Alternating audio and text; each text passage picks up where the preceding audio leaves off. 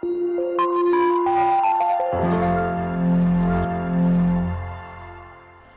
बच्चों, hope you all are doing good. Today we are doing a chapter named the air around us. Air around us, बच्चों आपको सबको पता है हवा हमारे चारों तरफ होती है. ओके तो हम क्या पढ़ेंगे इस चैप्टर में?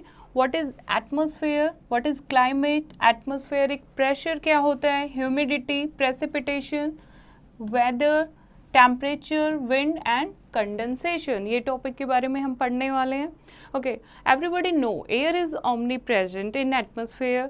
एयर जो है वो हर जगह एटमॉस्फेयर में हर जगह प्रेजेंट है, in the form of gases, in the hydrosphere, in dissolved form and in lithosphere, in the pore space between the rock and soil particle.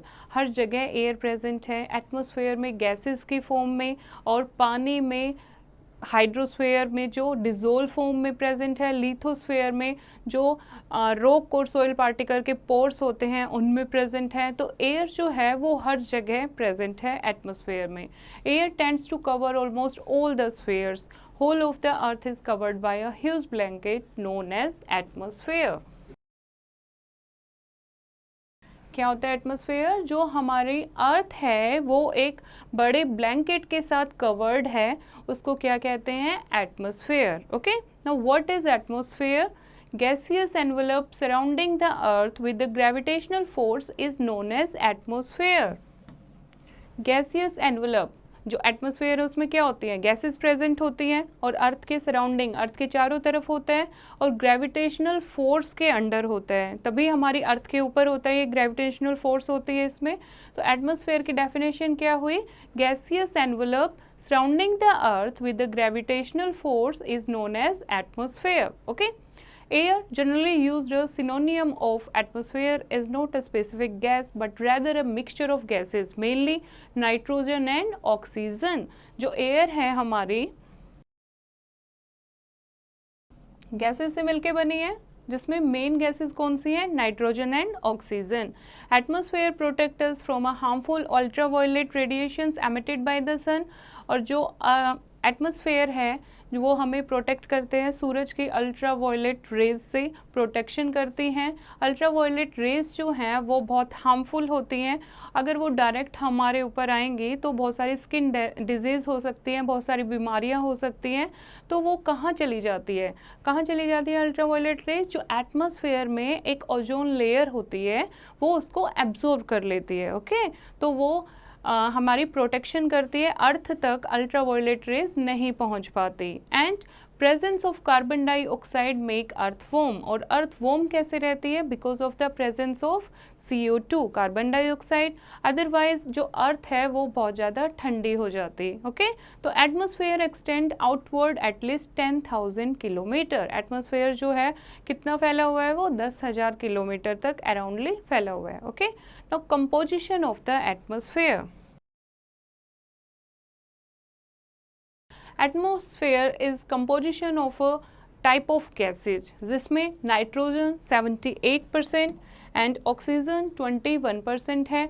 Other gases जैसे कि carbon dioxide, argon, ozone, hydrogen, helium, ये 1% है. And the lower layer contain water vapour and dust particle, their level is not defined. और बहुत कम amount में ये present है water vapour and dust particles. And the heavier gases like oxygen are found in the lower layer. The proportion of these gases in the atmosphere varies from place to place. Carbon डाई जैसे कि oxygen gas है जो बहुत ज़्यादा heavier है, वो अलग अलग जगह पर अलग अलग सतह में पाई जाती है. ओके, तो ये आपको डायग्राम दिया हुआ है कंपोजिशन ऑफ एयर का. सबसे ज़्यादा कौन सी गैस है? Nitrogen gas. ओके, तो ये डायग्राम आपको लर्न होना चाहिए. Now next is structure of the atmosphere. The knowledge about the structure of the atmosphere is based on the information received through rockets, radars and satellites. The atmosphere does not have the same density everywhere. Its density is higher near the sea level and decreases rapidly as we go upward. Structure of atmosphere का हमें कैसे पता लगा है? ये हमें पता लगा है बहुत रॉकेट्स से जो हमने स्टडी की, रेडार से या सैटेलाइट से की. ठीक है, तो अर्थ की जो डेंसिटी है जो एटमॉस्फेयर की वो सेम नहीं है, वो वो हर जगह चेंज है। अगर हम बात करें सी लेवल की तो डेंसिटी कैसी है एटमॉस्फेयर की, हाई डेंसिटी है, बहुत गाढ़ा है एटमॉस्फेयर वहाँ पर। और अगर हम धीरे धीरे अपवर्ड ऊपर की तरफ आते हैं तो जो डेंसिटी ऑफ एटमॉस्फेयर है वो डिक्रीज होती जाती है। The density of the atmosphere is highest near the earth surface, it become increasing rarefied as we move further away from the surface. The upper layers of the atmosphere rest upon the lower layer and constantly exert pressure. Thus, about 50% of the total mass of the atmosphere lies within a height of 6 km from the earth's surface and about 99% lies within a height of 32 km. तो सबसे ज़्यादा सी level पर सबसे ज़्यादा density होती है, उसके बाद जो अर्थ की सरफेस होती है वहाँ पर डेंसिटी बहुत ज़्यादा होती है। जैसे जैसे हम अर्थ की सरफेस से ऊपर स्पेस की तरफ जाते हैं वैसे वैसे डेंसिटी जो है वो कम होती जाती है, और जितनी भी हमारे एटमॉस्फेयर में चीज़ें हैं वो 6 किलोमीटर के एरिया तक या 32 किलोमीटर के एरिया तक वो सारी कवर हो जाती हैं। The atmosphere around the earth has a layered structure. The thickness of the layers have been decided on the basis of the changes in temperature and air pressure with increase in height. जो हमारे atmosphere की layer हैं वो 1 by 1 अलग अलग layer में divided हैं, और जो टेम्परेचर और एयर प्रेशर है वो भी जैसे जैसे हाइट बढ़ती जाएगी, स्पेस की तरफ हम जाते जाएंगे, वैसे ही ये चेंज होता जाएगा। Okay, now did you know the scientific study of the process and the physical phenomena taking place in the earth atmosphere is called meteorology.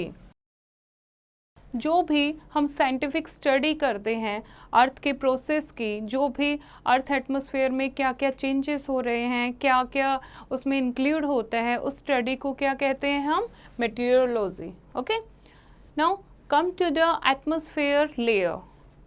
First is troposphere, stratosphere, mesosphere, ionosphere and exosphere.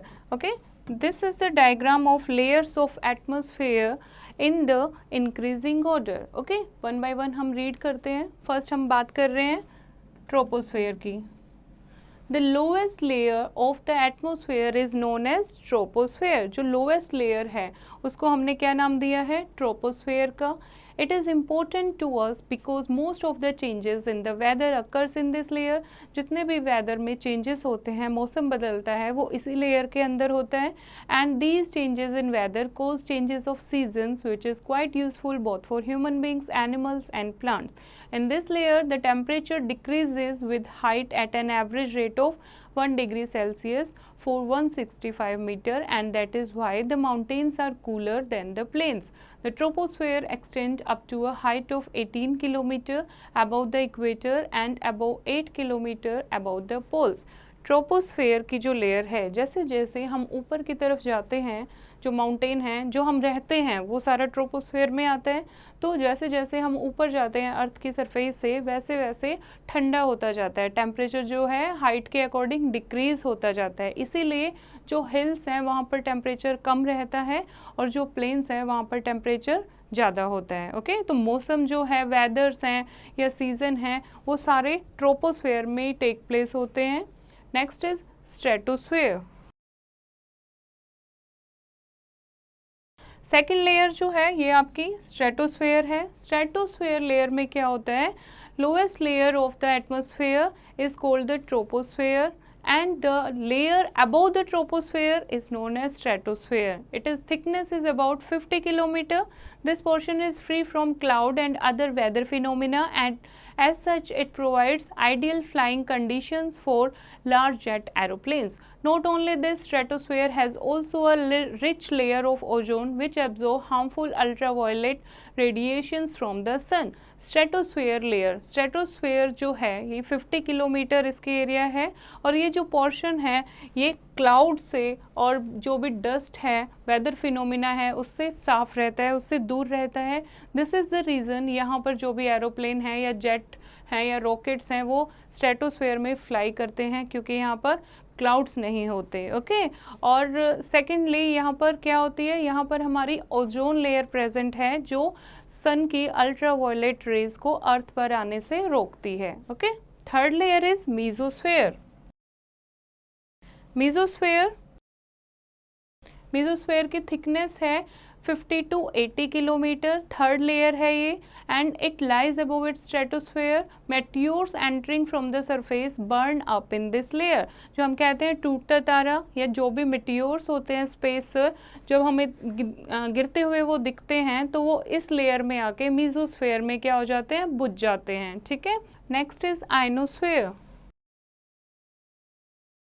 Ionosphere, that is above the mesosphere, lie the fourth layer of the atmosphere, which is called thermosphere, and in this layer the temperature rises very rapidly with height. Ionosphere is a part of this layer which extend between 80 to 400 kilometer and helps in radio transmission.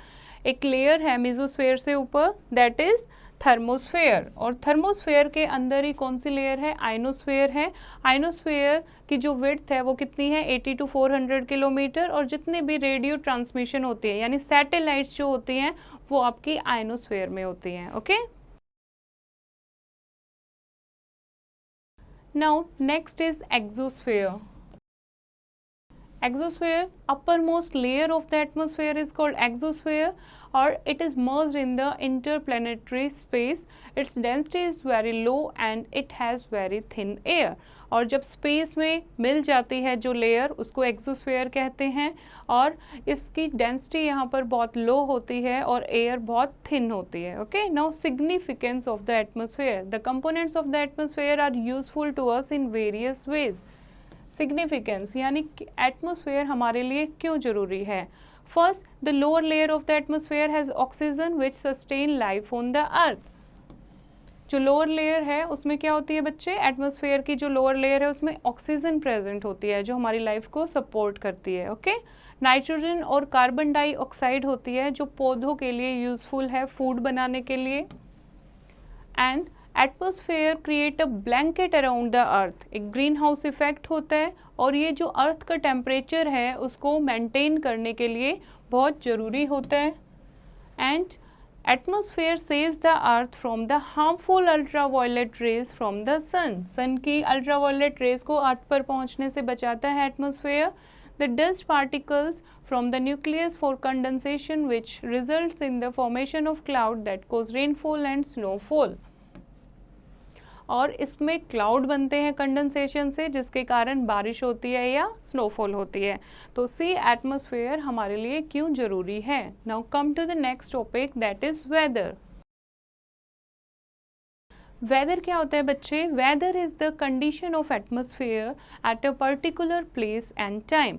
Weather is the condition of atmosphere कि कैसा weather है, atmosphere की condition कैसी है, गर्मी है, ठंडी है, टेम्परेचर कैसा है, तो उस कंडीशन को क्या कहते हैं, उसको वेदर कहते हैं। किसी भी एक पर्टिकुलर प्लेस एंड उस टाइम पर उस स्पेस की जो कंडीशन है उसको वेदर कहते हैं। Fine, it can be sunny, cloudy, rainy, humid, warm or cold. It changes very often, even within 24 hours. It is experienced over a small area. जब भी हम देखेंगे कभी बारिश हो रही है, कभी क्लाउड्स आ गए हैं, कभी धूप निकल गई है, कभी ठंडी हवा चल रही है, तो ये सारी चीज़ें किस में आती हैं, आपकी वेदर में आती है, क्योंकि कंडीशंस चेंज होती रहती हैं। एटमॉस्फेयर की कंडीशन जैसे temperature, sky condition, cloudiness, precipitation, wind and moisture, उसके अकॉर्डिंग एटमॉस्फेयर चेंज होता रहता है और उसी कंडीशन को हम वेदर कहते हैं। Now what is climate? Climate refer to the average weather condition of a large area over a long period of time, maybe 25 और 30 years. जैसे कि हमने स्टडी की इंडिया की, ओके, कि इंडिया का क्लाइमेट कैसा है, उसका वेदर कंडीशन कितने सालों तक कैसे रहेगा। तो लॉन्ग पीरियड की जब हम स्टडी करते हैं वेदर कंडीशंस की, उसको नाम देंगे क्लाइमेट। ओके, नियर अबाउट 25 से 30 ईयर्स की जो कंटिन्यूस वेदर स्टडी होगी that is known as climate. Okay, जो क्लाइमेट है उसके कौन कौन से फैक्टर होते हैं, उसके फैक्टर होते हैं जैसे कि type of climate, equatorial type of climate या फिर desert type of climate, monsoon type of climate की कौन सी कंट्री का क्लाइमेट कैसा है। Okay, now come to the difference between weather and climate, and this is very important. What is weather and what is climate? Weather, it is the general atmospheric condition of a day. It is the sum total of weather conditions and variations over a long period of time. एक दिन में कैसी condition है, atmospheric condition है, that is weather, और बहुत सालों तक वेदर कंडीशन कैसी है उस प्लेस की, that is climate. It can change every day, daily change होती रहती है हर रोज, टाइम पीरियड में भी, मॉर्निंग और इवनिंग में भी चेंज होता रहता है weather. It does not usually change much, लेकिन जो क्लाइमेट है वो इतनी जल्दी जल्दी चेंज नहीं होता, it still remain same. It is the average record of atmospheric temperature, atmospheric pressure and rainfall over a small area on a daily basis. जैसे आप न्यूज़ में देखते हो वेदर फोरकास्ट कि एक स्मॉल एरिया का किस टाइम उस दिन का टेम्परेचर कैसा है, प्रेशर कैसा है, रेनफॉल कैसी है, तो उसको हम नाम देते हैं वेदर का। और क्लाइमेट क्या होता है, it is the aggregation of atmospheric temperature, atmospheric pressure and rainfall over a large area over 20 to 35 year. बहुत सालों की स्टडी कि वहाँ पर कितनी बारिश हुई, कैसा प्रेशर है, कैसा टेम्परेचर है, उसको क्लाइमेट का नाम देते हैं। Described as hot, cold, sunny, cloudy, windy, calm, wet, dry. जो सीज़न है, वेदर है, उसको अलग अलग नाम से बोला जाता है, hot season, cold season, sunny season, cloudy season, ठीक है। लेकिन जो क्लाइमेट है described as equable, extreme, tropical, temperature et cetera. Okay, तो आपको ये डिफरेंस समझ आया होगा। Now come to the next topic, that is temperature. The degree of hotness and coldness of the air at a particular time is known as temperature. Degree of hotness, कितना गर्म है, कितना डिग्री hotness है, कितनी degree coldness है, और इसी को particular time यानी मान लो किसी भी टाइम में उस वहाँ पर उस जगह की hotness की डिग्री क्या है, coldness कितनी है, उसको क्या कहते हैं, temperature कहते हैं। The sun is the main source of the heat on the earth. The temperature on the surface of the sun is about 6000 degree Celsius. सबसे ज़्यादा टेम्परेचर, सन का टेम्परेचर कितना है, 6000 degree Celsius. The amount of heat reaching from the surface of the sun is very little. The heat we receive on the earth is known as solar radiation और insolation. सूरज की रोशनी जो हमारी अर्थ तक आती है, जो सूरज की गर्मी आती है, उसको क्या कहते हैं, सोलर रेडिएशन या फिर insolation. All parts of the earth do not get the same amount of heat. The amount of heat in the greater near the equator and start decreasing as we move away from the equator. Isotherms are imaginary lines joining places of same temperature. Okay, अब क्या जो सन की जो raise हैं क्या वो पूरी अर्थ पर सेम होती हैं? नो, अर्थ पर सेम नहीं होती। इक्वेटर के पास जो प्लेसेस हैं वहाँ पर जो सन रेज हैं वो ज़्यादा होती हैं। जैसे जैसे पोल्स की तरफ हम जाते जाते हैं वैसे वैसे जो टेम्परेचर है वो कम होता जाता रहता है, ठीक है। तो ये आइसोलेशन इक्वली डिस्ट्रीब्यूटेड नहीं है। और ऐसी लाइंस, इमेजिनरी लाइन जो सेम टेम्परेचर की प्लेसेस को ज्वाइन करती हैं उसको क्या कहते हैं, आइसोथर्म्स। यानी सेम टेम्परेचर जहाँ पर जिन प्लेसेस पर होता है, that line showing the places which are called isotherms. Now next is temperature zones. Temperature zone, अब कितना टेम्परेचर कहाँ पर रिसीव हो रहा है, सन रेज कहाँ पर ज़्यादा है, कहाँ पर कम है, उसके अकॉर्डिंग अर्थ के सरफेस को अलग अलग जोन्स में बांटा गया है। First is torrid zone. Torrid zone, this torrid zone lies between the Tropic of Cancer, that is 23 degree 30 north, and the Tropic of Capricorn. The sun remains overhead throughout the year in this zone and keeping temperature at high level. This zone is said to have a tropical climate. ये देखो, this is equator, okay? तो this is equator, this is Tropic of Cancer, this is Tropic of Capricorn line in south. तो ये जो area है this is torrid zone. सन की जो raise हैं वो डायरेक्टली यहाँ पर पड़ती है, तो यहाँ सबसे ज़्यादा गर्मी रहती है, ओके। तो इसीलिए इसको क्या बोलते हैं, ट्रॉपिकल क्लाइमेट। यहाँ का जो क्लाइमेट है उसको ट्रॉपिकल क्लाइमेट भी बोलते हैं। Next is temperate zone. It lies between the 23.5 degree north and 66.5 degree latitude in both the hemisphere. It has a moderate climate. In the northern hemisphere, it lies between Tropic of Cancer and Arctic Circle. In the southern hemisphere, it lies between Tropic of Capricorn and Antarctic Circle. अब देखो, Tropic of Cancer से लेके Arctic Circle तक ये temperature zone है, temperate zone है, और ये ऑल्सो टेम्परेट जोन है. This is not temperate zone, this is south temperate zone. यहाँ ये जो जोन्स हैं, यहाँ पर जो क्लाइमेट है वो कैसा रहता है, मॉडरेट रहता है, ना ज़्यादा गर्मी ना ज़्यादा ठंड. थर्ड है फ्रिजिड जोन. फ्रिजिड नाम से ही पता लग रहा है, जो जमा रहता है. तो आर्कटिक सर्कल से लेके पोल्स तक का क्लाइमेट और अंटार्कटिक सर्कल का जो ये क्लाइमेट है, ये आपके कौन से जोन्स हैं, ये आपके फ्रिजिड जोन हैं. ओके, पोल्स पर जो जोन्स होते हैं, यहाँ पोलर रीजन है and extremely cold through out the year. पूरे सालों साल यहाँ पर बर्फ जमी रहती है. फाइन. और यहाँ पर जो क्लाइमेट है उसको क्या कहेंगे, पोल्स का क्लाइमेट है, तो polar climate. Next is measurement of temperature. Temperature को मेजर कैसे करते हैं, with the use of thermometer.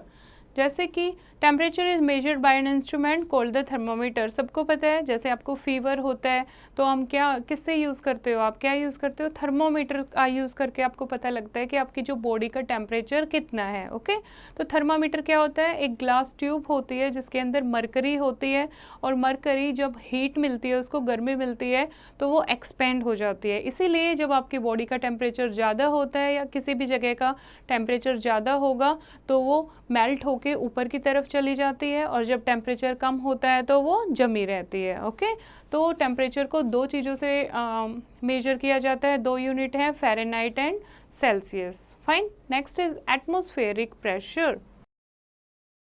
Atmospheric pressure क्या होता है, air has weight and it exerts its weights as pressure on the surface of the earth. The weight of the air is called atmospheric pressure. air में weight होता है और वो अपना जो pressure है exert its weight as pressure on the surface of the earth. अर्थ पर अपना pressure exert करती है और उसी को कहते हैं atmospheric pressure. The pressure exerted by the air on the surface of the earth is called atmospheric pressure. Even though the atmosphere exerts so much of pressure, we do not feel it. This is because the pressure outside the body, which is exerted from all direction, is counterbalanced from within. अर्थ पर इतना जो air इतना pressure डालती है वो हमें पता नहीं लगता. क्यों? क्योंकि हमारी बॉडी पर जो आउटसाइड प्रेशर है वो इक्वल बैलेंस हो जाता है. The weight of air is referred to as atmospheric pressure. The weight of dry air is about 1.2 ounce per cubic foot of air, and air pressure does not remain the same. It varies from place to place and time to time. Pressure variations result in wind. Pressure जो change होता है उससे क्या होती है, wind शुरू होती है, और जो प्रेशर है, एटमॉस्फेरिक प्रेशर है, वो प्लेस टू प्लेस और टाइम टू टाइम क्या होता रहता है, चेंज होता रहता है. Now, atmospheric pressure differs on the earth due to the following factor. First is variation in temperature condition, and second is changing altitude. तो एटमॉस्फेरिक प्रेशर वो चेंज कैसे होता है. फर्स्ट पॉइंट है variation in temperature conditions. Temperature जो है वो अलग जगह पर अलग होता है, place to place, time to time different होता है. जैसे टेम्परेचर डिफरेंट होता है वैसे ही प्रेशर डिफरेंट होगा. Air when gets warm expand and become lighter. Warm air start rising causing low pressure in this region. Air when gets cooled compressed and become heavy causing high pressure. For example, equatorial region always have low pressure due to warm temperature and polar region have high pressure due to cold temperature. अगर गर्मी होगी तो क्या होगा, pressure वहाँ पे ज़्यादा होगा. ओके, प्रेशर ज़्यादा होगा तो टेम्परेचर क्या होगा, कम होगा. Fine.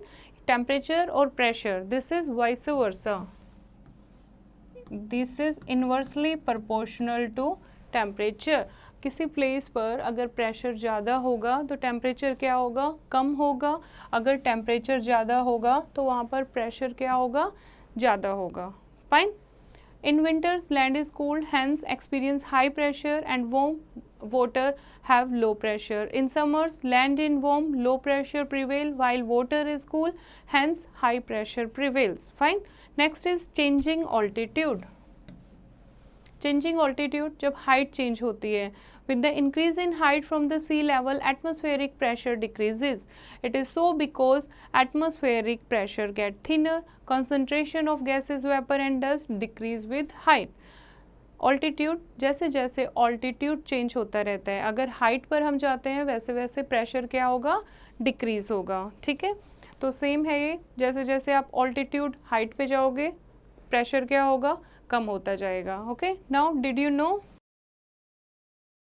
pressure variation can be measured by an instrument that is called barometer. pressure को measure करने की क्या device है, barometer. it is measured in millibars and the average atmosphere pressure at sea level is 1013 millibars. Okay, now come to the next topic, that is what is wind. Air always moves from high pressure area to low pressure area. The horizontal air movement along the surface of the earth is known as wind.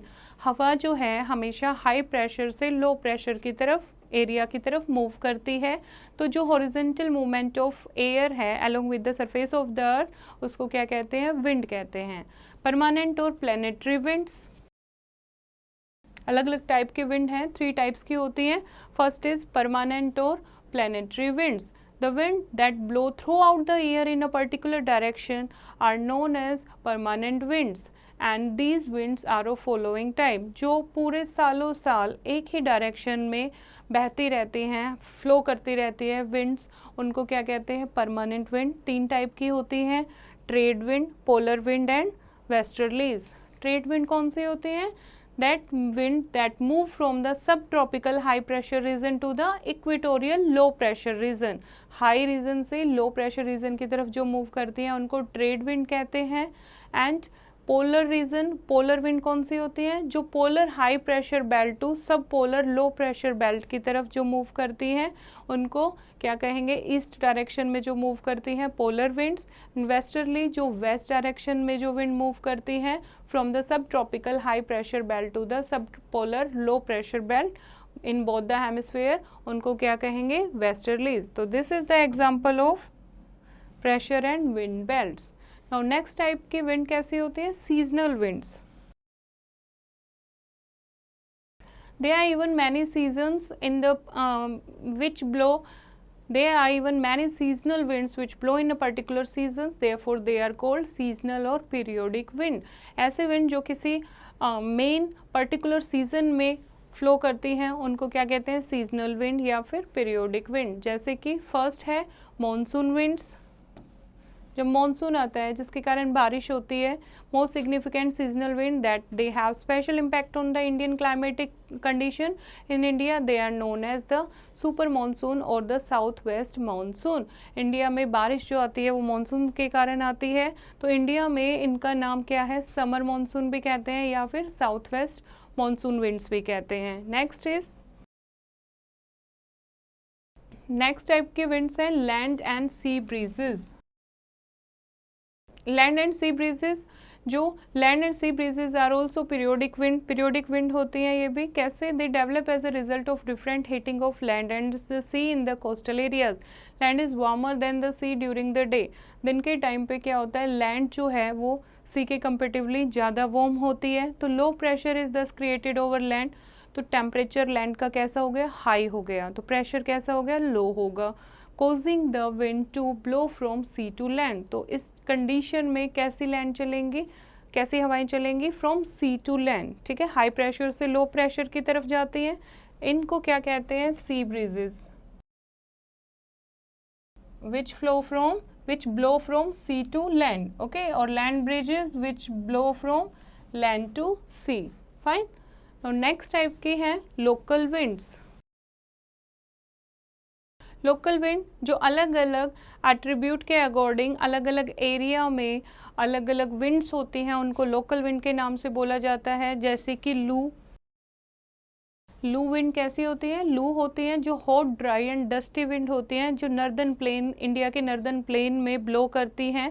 गर्मियों में जो हवाएं चलती हैं तेज, सूखी, dusty, रेत भरी, उनको लू कहते हैं, ओके। एंड सेकंड है phone. These winds blow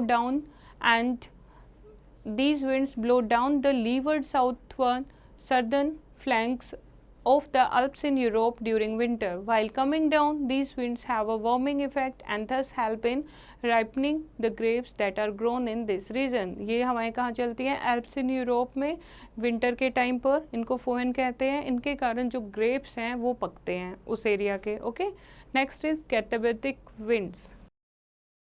कैटाबैटिक winds कौन सी होती हैं?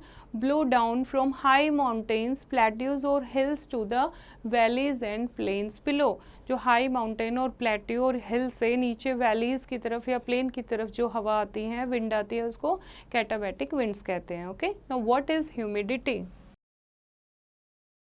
Humidity, the amount of moisture present in the air is called humidity. Humidity आपको पता होगा उमस जिसको बोलते हैं, नमी.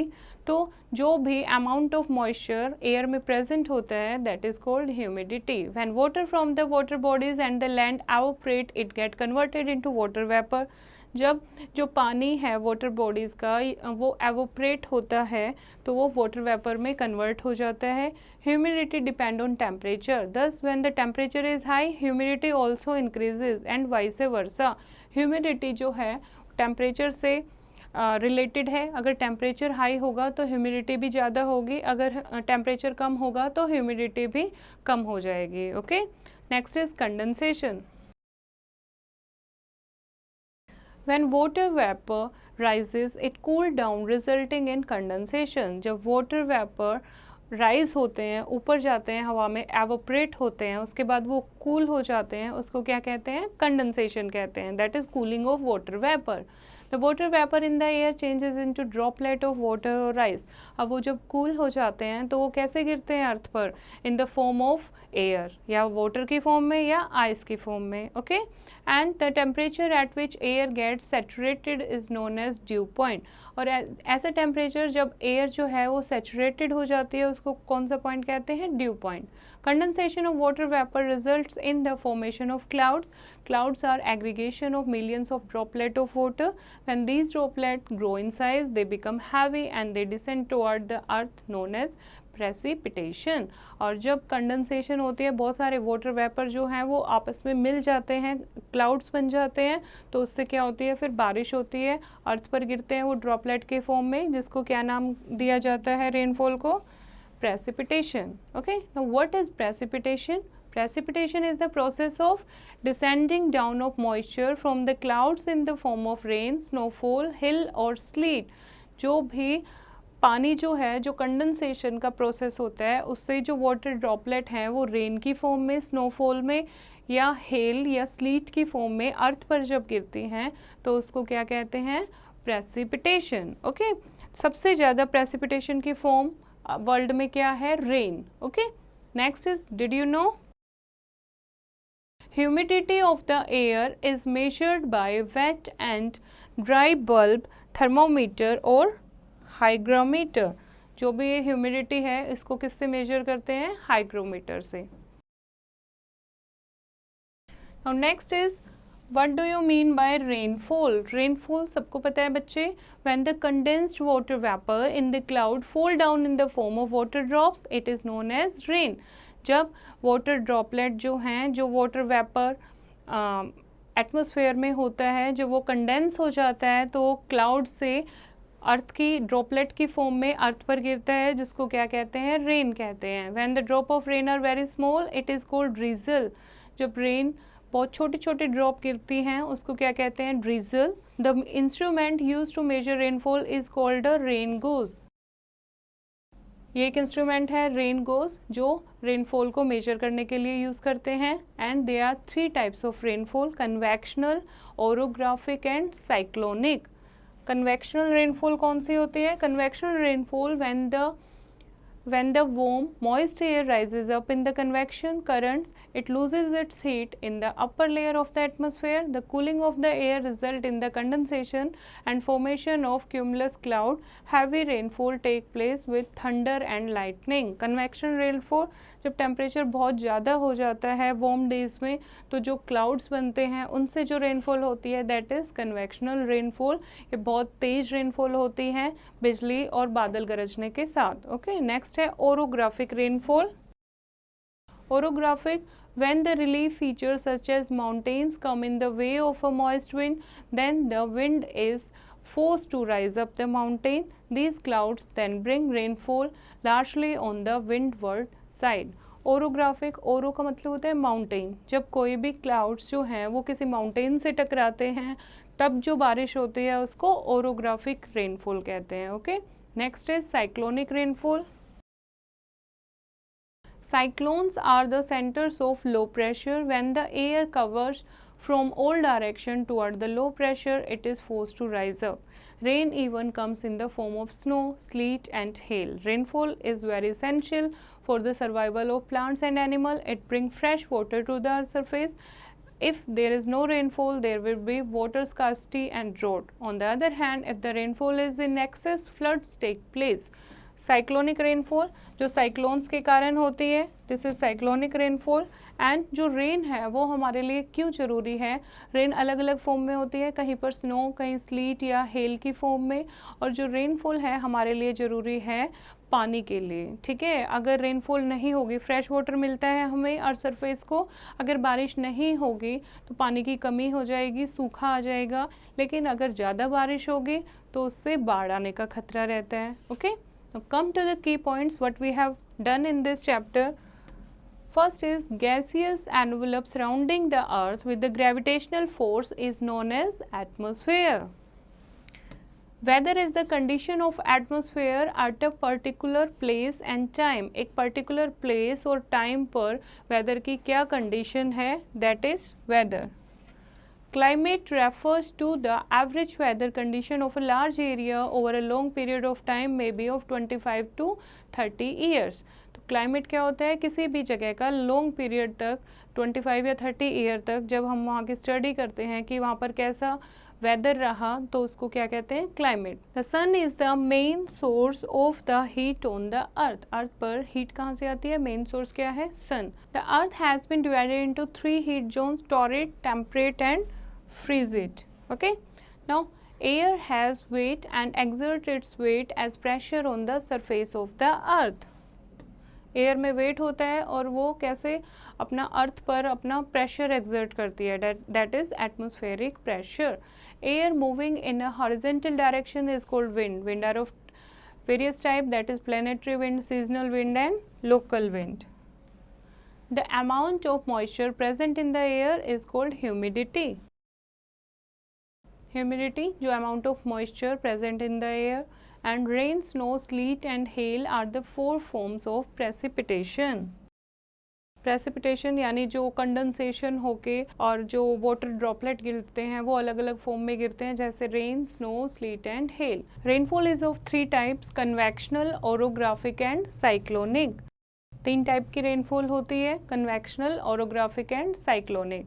आई होप बच्चों आपको ये चैप्टर समझ आया होगा. फिर से इसकी रीडिंग करेंगे और एक्सरसाइज की प्रैक्टिस खुद करेंगे.